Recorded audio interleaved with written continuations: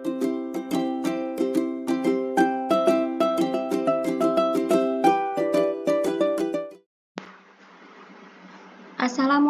warahmatullahi wabarakatuh. Hai guys, Fataya di sini dan di video kali ini saya akan mengabulkan request dari salah satu penonton saya yang meminta untuk bahas soal bahasa Inggris ya. Jadi di sini saya coba di video kali ini saya menyajikan contoh soal bahasa Inggris dan tips dan juga trik cepat untuk menjawab ataupun menaklukkan bahasa Inggris dalam hitungan menit ya.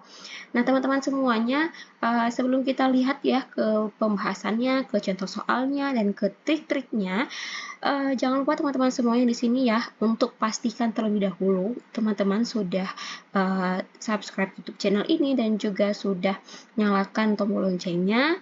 Dan juga teman-teman semuanya jangan lupa untuk selalu sebarkan video-video ini ya, video nanti konten YouTube channel saya ini ke banyak orang lainnya agar orang-orang yang lain tuh juga belajar, juga mempersiapkan diri dan menjadikan video-video di YouTube channel saya sebagai referensi mereka untuk lebih giat lagi dalam mempersiapkan tes P3K di tahun ini. Teman-teman semuanya, saya juga tidak berhenti-hentinya untuk mendoakan teman-teman semuanya di sini yang sedang mengikuti tes P3K agar teman-teman semuanya selalu diberikan kesehatan dan juga lulus menjadi ASN P3K di tahun ini yang sekarang sedang di formasi dosen ataupun di formasi manapun lah ya. Saya doakan agar semuanya dimudahkan, agar semua usaha membuahkan hasil yang optimal, dan tentunya semoga ini menjadi salah satu terwujudnya ataupun menjadi tahun rezekinya teman-teman semuanya ya. Oke, kita lihat ke trik terlebih dahulu terkait dengan cara cepat menjawab soal bahasa Inggris ya. Ini dia. Nah, teman-teman semuanya, di sini saya cuma ambil 2 trik aja nih.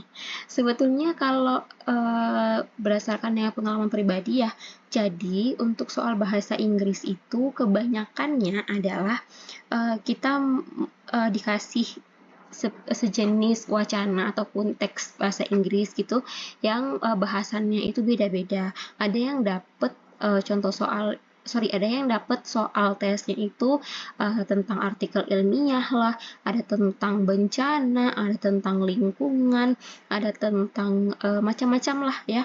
Jadi memang setiap narasi-narasinya, setiap pembahasannya itu beda-beda dalam satu teks reading. Nah, biasanya teman-teman yang mungkin sudah pernah mengikuti tes TOEFL pasti udah familiar ataupun udah paham bentuk soal reading itu seperti apa ya. Nah, jadi teman-teman semuanya di sini saya mengambil dari pengalaman saya dalam menghadapi soal reading. Sebetulnya soal reading ini adalah salah satu kelemahan saya teman-teman semuanya. Karena memang jujur ya, saya enggak begitu fasih untuk berbicara ataupun untuk membaca bahasa Inggris, tapi dengan menggunakan trik ini ya, ini sedikit membantu saya, bahkan banyak sekali membantu saya untuk menjawab soal-soal bahasa Inggris.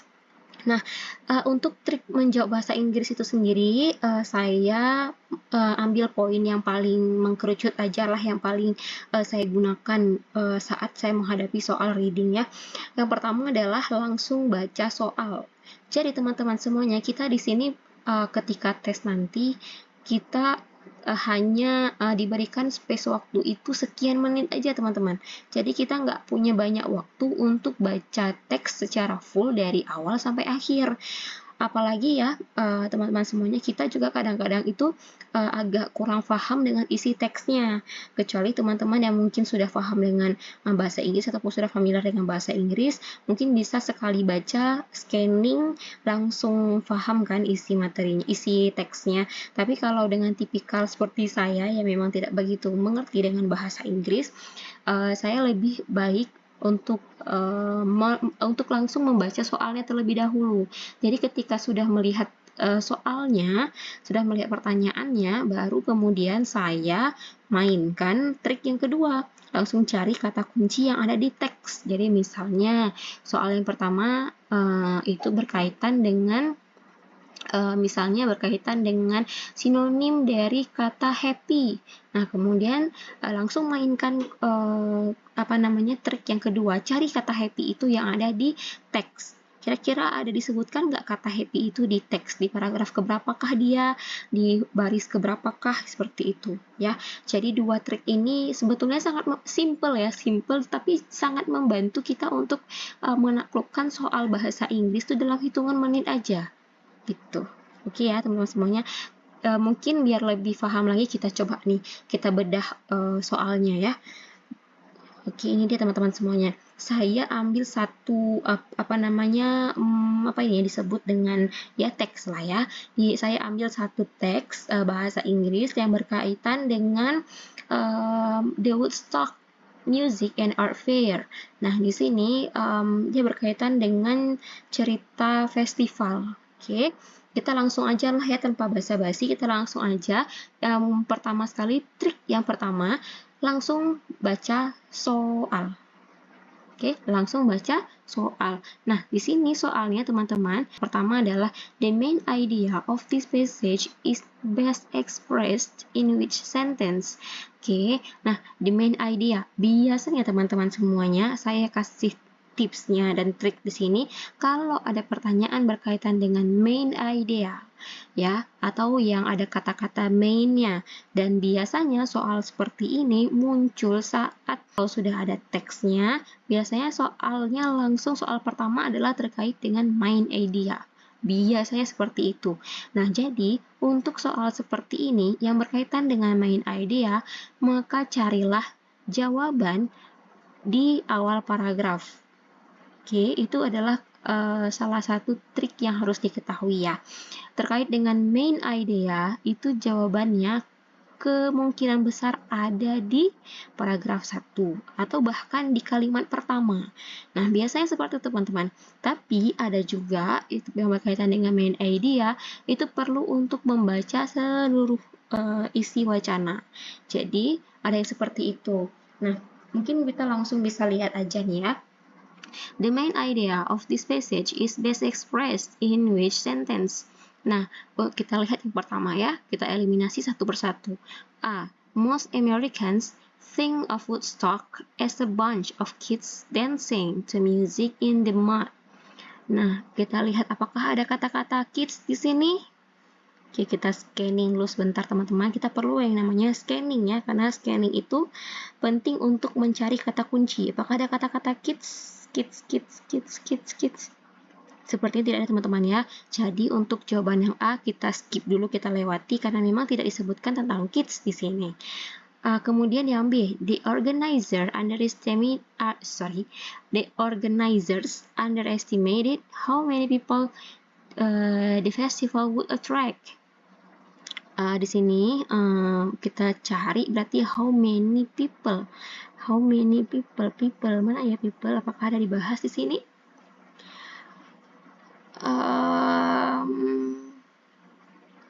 Bukan people sih ya, mungkin lebih kepada crowd estimates ya. Crowd estimates kan berkaitan dengan orang, artinya padat ya kan, atau mungkin underestimate, atau mungkin kita bisa lihat di underestimate apakah ada. Sepertinya tidak ada teman-teman ya, karena di sini kan bahasannya adalah should have been a colossal failure. Just a month prior of its August 15, 1969 opening, the Council of Folkville, New York informed the fair's organizers that it was withdrawing its permission to hold the festival. Jadi tidak ada berkaitan dengan underestimate ya. Di sini cuma dikatakan it was withdrawing its permission. Jadi bukan salah paham. Oke. Kemudian yang B ini kita skip. Kemudian untuk yang C, apakah ini sesuai dengan yang ada di teks? Nah, untuk yang C ini soalnya adalah despite poor planning, Woodstock was a success and a high point for a generation of Americans. Despite poor planning, Woodstock was a success and a high point for a generation of Americans. Oke, kita scanning lagi. Kita fokus ke kata generation. Oke, apakah di sini ada dibahas tentang generation? Generation. Bantu dicari ya, teman-teman. Karena memang teksnya sangat panjang di sini ya.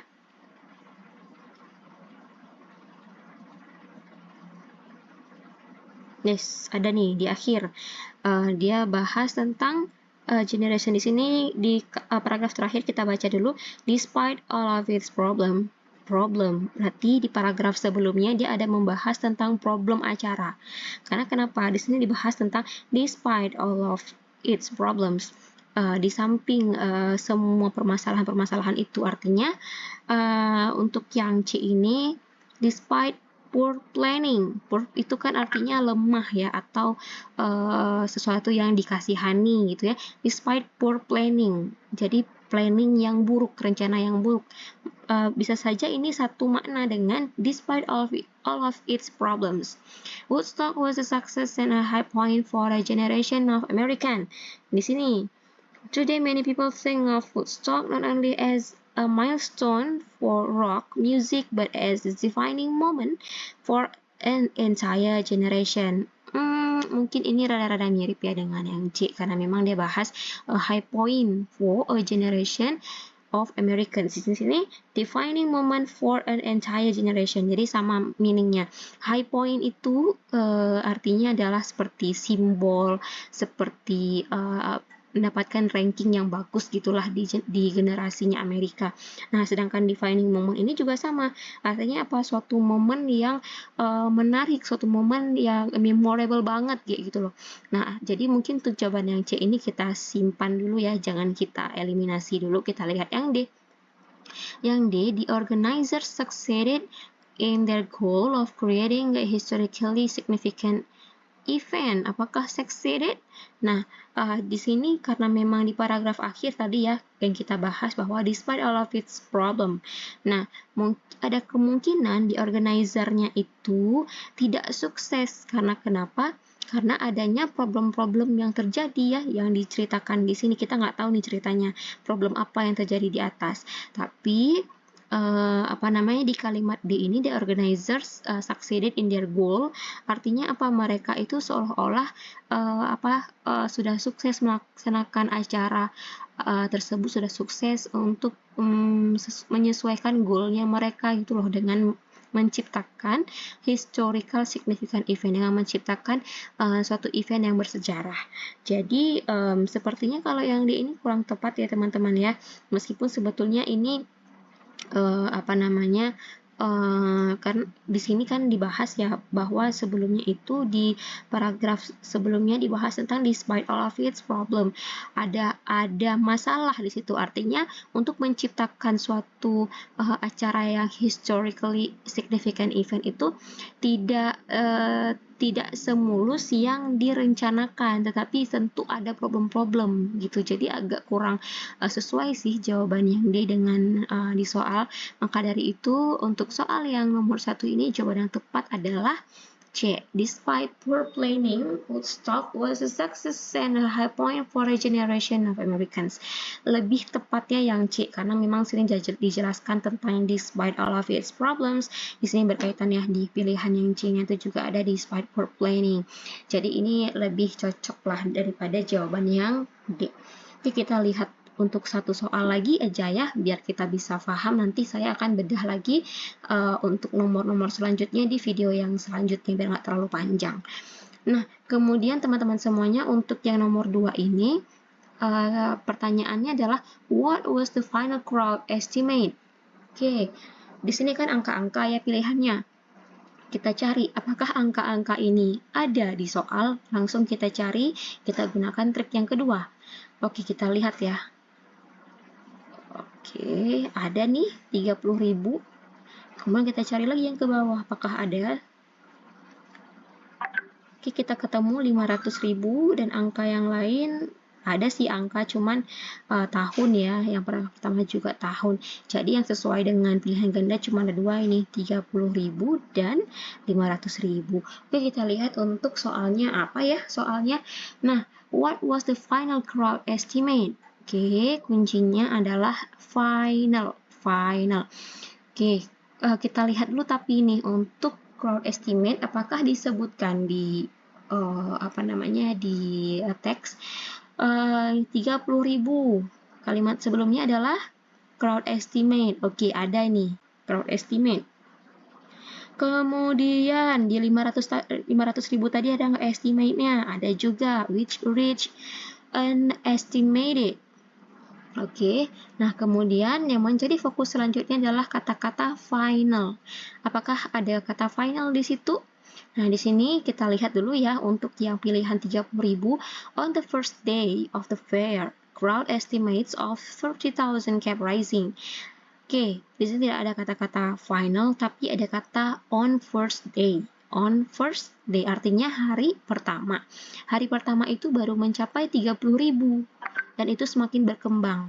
Nah, kita lihat yang pilihan 500.000 ya. To deal with the crowd, which reach an estimated 500,000 by the third day.